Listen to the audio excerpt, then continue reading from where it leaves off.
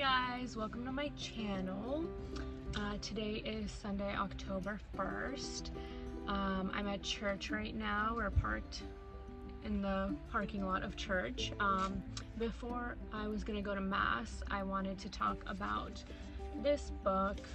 It's called Leadership Not by the Book.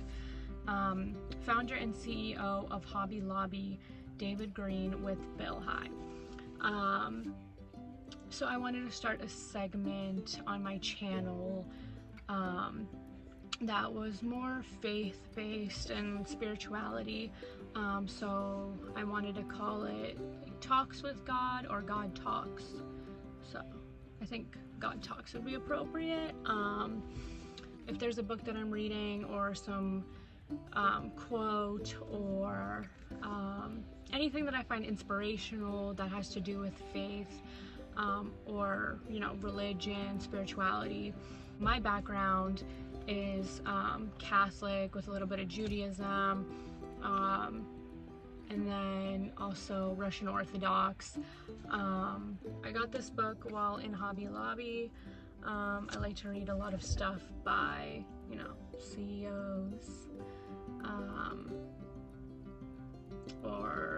I bought a book of the founder of Whole Foods, and so different businesses, startups. I like to read about that. But yeah, let's go ahead and get into it. So the passage in this book that spoke to me the most, they mentioned the DC area, and that's where I'm from. That's where I currently live, so yeah. Okay, so this passage, God will strengthen you. No matter your line of work, regardless of what you are going through, God wants to be involved in every aspect of your life. His word promises, for the eyes of the Lord range throughout the earth to strengthen those whose hearts are fully committed to Him. 2 Corinthians 16:9. He wants to strengthen you, and He will guide and direct you. One of our family's hardest trials occurred in 2014 when we reluctantly took the U.S. government to court. The Health and Human Services Department under President Obama had issued a mandate that would have required Hobby Lobby to provide and facilitate 4 potentially life-terminating drugs and devices in our health insurance plan. In layman's terms, it would have forced us to either to pay for abortions or to pay severe daily fines for non-compliance. The case eventually worked its way up to the Supreme Court. We and our legal team appeared before the court in March 2014 to argue that individuals do not lose their religious freedom when they open a family business. We didn't know what the outcome would be or whether our business would come out alive on the other side. We had surrendered Hobby Lobby to God and knew He was in control, but the waiting period felt excruciating. Our employees also felt the weight of the situation, especially our senior leadership. But in the ordeal, we saw God strengthen not only our faith, but also the faith of our employees.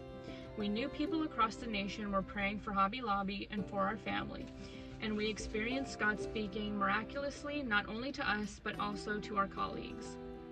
While in Washington, D.C. for the hearing, our general counsel, Peter Dobelbauer, and his wife went out to the city. They took a Sunday taxi ride to a museum. At the end of the ride, their Nigerian driver handed them a receipt along with a card that asked, "Do you know Jesus?" The note surprised Peter, and he replied, "Yes, thank you, we do." Peter then added, "I'd like to ask you to pray for me. I am with Hobby." The driver cut him off mid-sentence. "Yes, I know who you are," the man said. "This is your divine appointment, and you will win." "What?" "This is your divine appointment," the driver repeated, "and you will win." Peter and his wife sat in the back seat crying. They could hardly believe that God sent a Nigerian taxi driver to encourage them before our court appearance. They thanked the man and went on their way. Peter told us the story, and we all carried that assurance with us into the court the next day. Sure enough, by God's grace, 3 months later, on June 30th, the Supreme Court ruled 5-4 in favor of Hobby Lobby. We consider it a victory for all who seek to live out their faith. Sometimes God sends us a divine word, as He did that day to Peter through the taxi driver. but often He simply provides a gentle assurance of peace as we pray about whatever concerns us. Faith doesn't mean trusting God only in the easy times. It means trusting God always, no matter the situation, whether in sunshine or storms.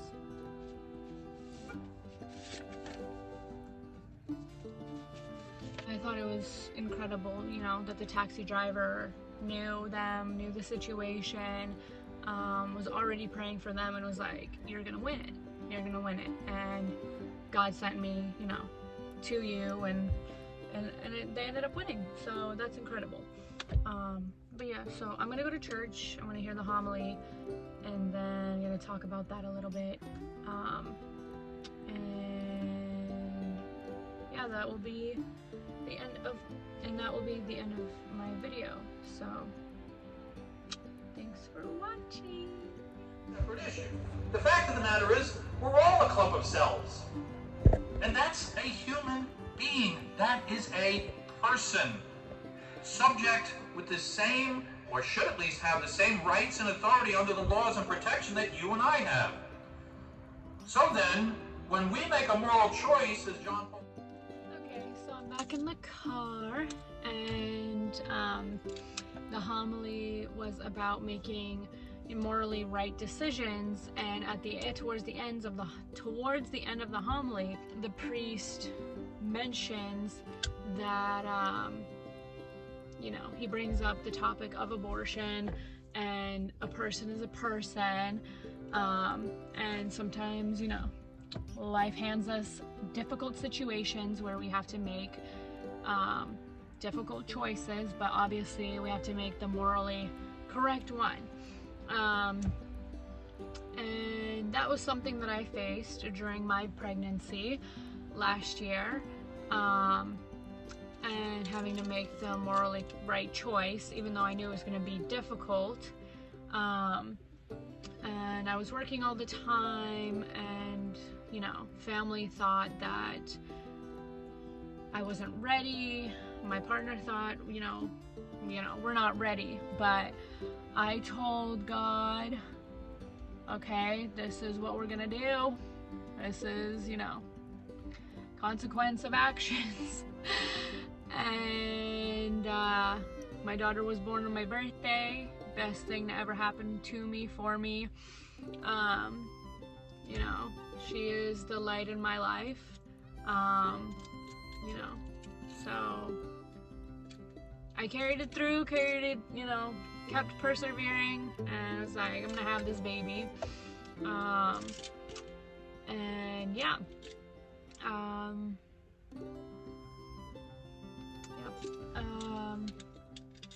But yeah, at the end of the day, we all have to make a morally right choice.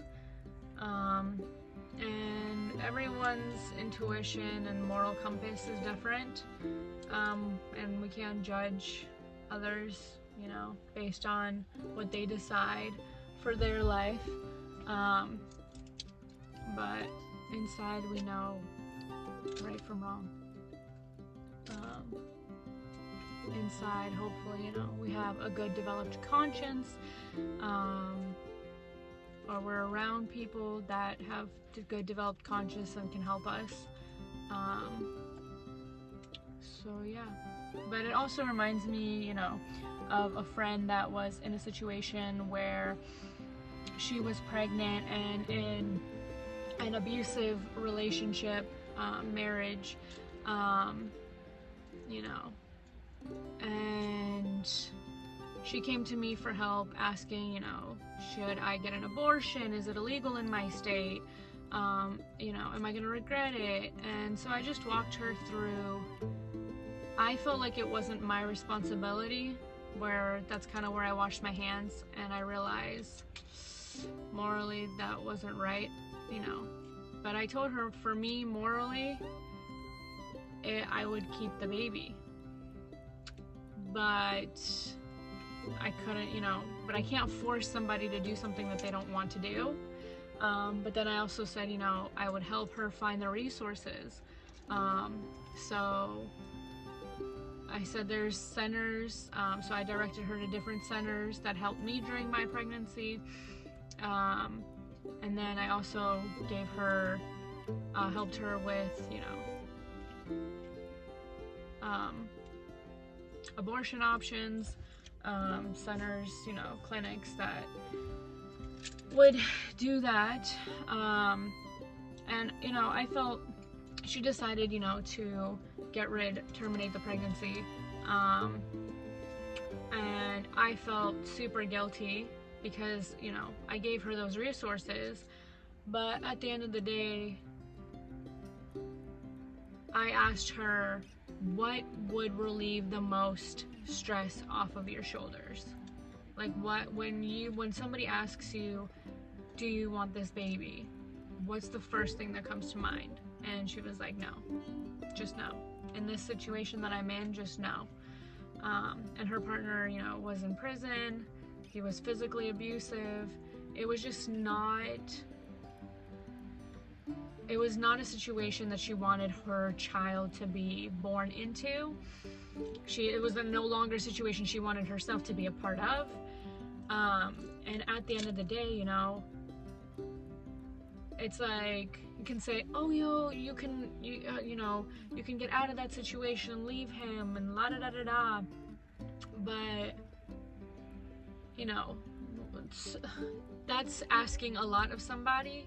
And so